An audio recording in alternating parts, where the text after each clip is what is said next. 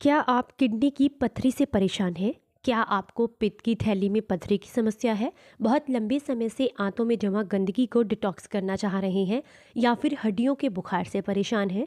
शरीर में इन्फेक्शन है, खून की खराबी की दिक्कत है, आंखों में इन्फेक्शन की दिक्कत है या आंखों की रोशनी कमज़ोर हो चली है? आज की जो औषधि है वो संजीवनी बूटी की तरह काम करती है शरीर के लिए। अगर आप इसका सही तरीके से इस्तेमाल करते हैं तो आपको ढेरों लाभ मिलते हैं और ये सभी के घर में बहुत आसानी से अवेलेबल है। लगभग 300 से अधिक बीमारियों का काल है। नमस्कार, आप सभी का बहुत बहुत स्वागत है हेल्थ इंडियन किचन में। आज आपके साथ शेयर कर रहे हैं एक ऐसी औषधि जो आपको गजब के फायदे देगी। तो वीडियो अच्छा लगे तो लाइक एंड शेयर कीजिएगा। आज जिस जड़ी बूटी को हम आपके साथ शेयर कर रहे हैं उसे बनाने के लिए सबसे पहले आपको ज़रूरत होगी तुलसी की। ये बहुत आसानी से हर किसी के घर में अवेलेबल रहती है। आपको यहाँ पर श्यामा तुलसी का यूज़ करना है क्योंकि इसके बेनिफिट्स रामा तुलसी से थोड़े से ज़्यादा होते हैं। तो जो श्यामा तुलसी होती है जिसका जो तना है वो हल्का सा रेड कलर का होता है और पत्ते भी सुनहरे रेड कलर के होते हैं, उसका आपने इस्तेमाल करना है। बट अगर आपके पास नहीं है तो कोई परेशानी की दिक्कत नहीं है। आप यहाँ पर जंगली तुलसी का इस्तेमाल भी कर सकते हैं और आप यहाँ पर रामा तुलसी का इस्तेमाल भी कर सकते हैं। तो अगर आप इसका इस्तेमाल करते हैं तो इसमें आपको विटामिन सी की मात्रा भरपूर मिलती है जो कि आपकी इम्यूनिटी को बूस्ट करती है। इसमें जिंक भरपूर मात्रा में होता है, इसीलिए ये नेचुरल इम्यूनिटी बूस्टर की तरह से भी काम करती है। इसमें एंटीबैक्टीरियल गुण, एंटी वायरल गुण, एंटी फंगल गुण पाए जाते हैं जो हर तरह के इन्फेक्शन से आपको बचा करके रखते हैं। इसमें मौजूद कैम्फीन और यूजेनॉल आपकी छाती में जमा कफ को निकालने में आपको काफ़ी ज़्यादा मदद करते हैं। तुलसी के पत्तों के अंदर पाया जाता है दमे को दूर करने वाले तत्व, एंजाइम्स ऐसे जो कि खांसी और कफ को, सर्दी को कम करते हैं। तो अगर आप बहुत लंबे समय से फेफड़ों में जमा कफ को निकालना चाहते हैं तो ऐसे में 2 से 3 पत्तियां सुबह खाली पेट अगर आप इसकी चबा करके भी खा लें, वैसे चबाकर खाना मना किया जाता है, तो आप इसका काढ़ा बना करके ले सकते हैं। आप इसको ऐसे डायरेक्ट पत्ते को निगल सकते हैं, ऊपर से गुनगुना पानी पी सकते हैं। आप एक गिलास पानी के अंदर 8 से 10 पत्तियों को सोख करके गुनगुने पानी में रात भर के लिए रख सकते हैं। अगले दिन सुबह इस पानी को गुनगुना करके यूज़ कर सकते हैं। ये आपके शरीर को हर तरीके से फ़ायदा करेगा। तुलसी में मौजूद फाइटोकेमिकल्स जो होते हैं वो एक ऐसे मजबूत एंटीऑक्सीडेंट हैं जो कि आपको लीवर, स्किन, मुंह और फेफड़ों के कैंसर से आपको बचा करके रखते हैं। इसमें भरपूर मात्रा में ऐसे पोषक तत्व होते हैं जो कि आपकी ओवरऑल हेल्थ को मजबूत बनाने में, मुंह के अल्सर को दूर करने में आपको बेहद लाभ देते हैं। अगर हम बात करें तनाव और थकान की, जिसकी वजह से कई बार नींद ना आने की दिक्कत हो जाती है, तो उसके लिए भी ये बेहद फ़ायदेमंद है क्योंकि ये मानसिक तनाव को कम करके आपको एक बेहतर नींद लाने, थकावट को दूर करने में काफ़ी मदद करती है। अगर आप किडनी की पथरी से परेशान या फिर किडनी में सूजन या दर्द की दिक्कत है या पित्त की थैली की पथरी की समस्या है तो ऐसे में आप इसे अलग अलग तरीके से यूज़ कर सकते हैं। तो यहाँ पर आप देख सकते हैं मैंने मुट्ठी भर के पत्तियाँ ली हैं तुलसी की और इन्हें मैं एक इमामतिस्ते में अच्छे से धुल कर साफ़ करके रगड़ रही हूँ। यहाँ से हम इसका रस निकाल करके तैयार करेंगे। आप इसका काढ़ा बना करके इस्तेमाल कर सकते हैं, आप इसका सूखा पाउडर इस्तेमाल कर सकते हैं, कई तरीके से इसका इस्तेमाल किया जाता है। तो अब हम बात करें, अगर आपको जो है गुर्दे में दर्द की दिक्कत है तो यहाँ पर आप इसकी जो मंजरी होती है ऊपर के बीज, उनको अजवाइन के साथ पीस करके अगर आप लेते हैं, जैसे सूखी मंजरी लेनी है आपने थोड़ी सी और बराबर मात्रा में ही आपको अजवाइन चाहिए, दोनों को पीस करके एक डब्बे में भर के रख लीजिए और उसको जब भी आपको गुर्दे में यानी कि किडनी के अंदर पथरी की या दर्द की दिक्कत हो तो ऐसे में उसका काढ़ा बना करके अगर आप लेते हैं या फिर सूखा पाउडर 1/4 चम्मच गुनगुने पानी के साथ दिन में एक बार ले लिया जाए तो ये आपको बेहद लाभ देता है।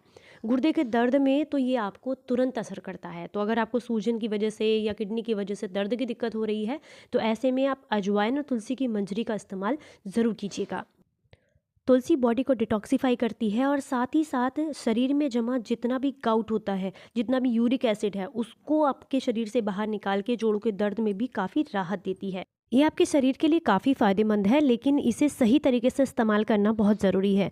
देखिए, इसका रस अगर आप लेते हैं तो आपको फ़ायदा मिलता है, वहीं अगर आप इसकी पत्तियों को चबाकर खाते हैं तो इसकी जो पत्तियां होती हैं वो एसिडिक होती हैं, जिसकी वजह से कई बार दांत खराब होने की दिक्कत हो सकती है। तो इसीलिए कहा जाता है या तो पत्तियों को आप डायरेक्ट निगल लीजिए या इसका काढ़ा बना कर लीजिए या इसका रस निकाल कर लीजिए। तो ये देखिए, यहाँ पर मैंने इसका रस निकालने के लिए इसको अच्छे से छेद लिया है। इसके बाद किसी सूती कपड़े में डाल करके इसका रस निकाल लें। एक बार में इसका रस बहुत आराम से आप 5 से 10 ml की मात्रा में ले सकते हैं। अगर कहीं पर इन्फेक्शन, दाँत, खाज, खुजली की समस्या है तो वहाँ पर इस रस को आप लगा भी सकते हैं। इसी के साथ अगर आप इसके काढ़े का इस्तेमाल कर रहे हैं तो सुबह खाली पेट या फिर रात को सोने से पहले इसके काढ़े का इस्तेमाल किया जा सकता है, लगभग 30 से 50 ml तक। ये बहुत ज़्यादा फ़ायदा करता है, कफ निकालने का काम करेगा, जोड़ों में हड्डियों में अगर दर्द की दिक्कत है तो वो ठीक करेगा। अगर बहुत लंबे समय से आप किसी भी तरह के ब्लड इन्फेक्शन से परेशान हैं, खून की खराबी की दिक्कत है, आंतों का इन्फेक्शन है या कैंसर से बचना चाहते हैं तो उसमें भी फ़ायदा करेगा। इसका रस डायबिटीज़ के रोगियों के लिए भी काफ़ी फ़ायदेमंद होता है, पर एक बात का ध्यान रखना होता है, अगर ऑलरेडी आपका ब्लड शुगर लेवल कम है तो फिर आपको इसका इस्तेमाल नहीं करना होता, क्योंकि ये इमीडिएटली ब्लड शुगर लेवल को कम करने में काफ़ी मदद करता है। तो इसीलिए अपनी डॉक्टर की सलाह के साथ लें। अगर ऑलरेडी मेडिसिन ले रहे हैं तो ज़रूर डॉक्टर की सलाह के साथ लें।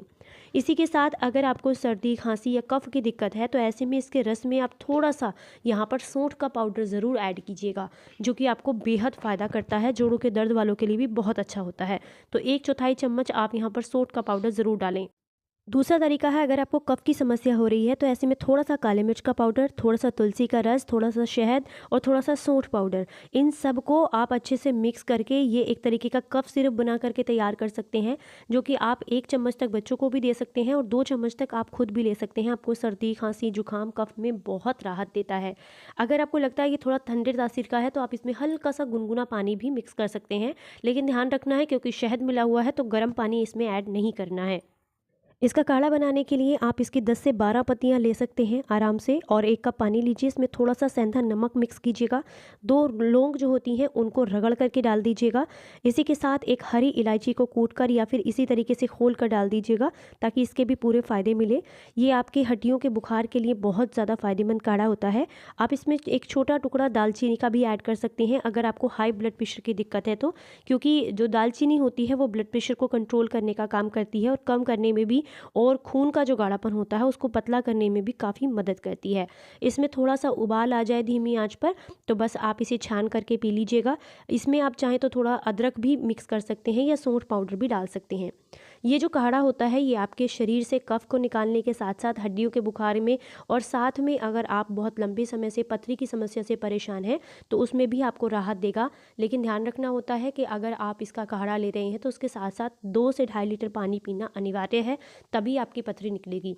जो लोग पित्त की थैली की पथरी से परेशान हैं उन्हें जो है तुलसी की जड़, तना, मूल, पत्तियाँ, मंजरी जो इसके बीज होते हैं वो, इन सब का क्वाथ बना करके यानी कि काढ़ा बना करके लेना होता है। उन सबको कूट करके सूखी मात्रा में और अच्छे से 1 चम्मच 2 गिलास पानी के साथ पकाना होता है। रात को 1 गिलास पानी में भिगो कर रखें, सुबह 2 गिलास पानी करके उसको अच्छे से पकाएं। जब वो पकते पकते लगभग जो है आपको लगभग 50 ml के आसपास रह जाए, यानी कि 2 गिलास पानी 50 ml रह जाए, तब आपने छान करके उसको पीना है। डेली पीना है और रोज़ाना गुनगुना पानी पीना है और अच्छी फाइबर युक्त चीज़ें खानी है। तो पित्त की थैली की जो पथरी होती है अगर वो छोटे साइज़ की है तो वो भी घुल करके निकल जाती है, लेकिन बहुत समय लगता है, 2 से 3 महीने का समय ज़रूर लगता है। तुलसी उनको इस्तेमाल नहीं करनी जो कि गर्भवती महिलाएं हैं, क्योंकि इससे उल्टी या उबकाई जैसी फीलिंग हो सकती है, और अगर आपको कोई गंभीर बीमारी है तो आप डॉक्टर की सलाह के साथ लें। वीडियो अच्छा लगा हो तो लाइक एंड शेयर करें सभी के साथ में, ताकि सभी को इसका फ़ायदा मिले। चलिए फिर मिलते हैं किसी नई जानकारी के साथ, तब तक अपना ख्याल रखें, अपनों का ख्याल रखें और हंसते मुस्कुराते रहें। Stay healthy, stay happy, bye bye.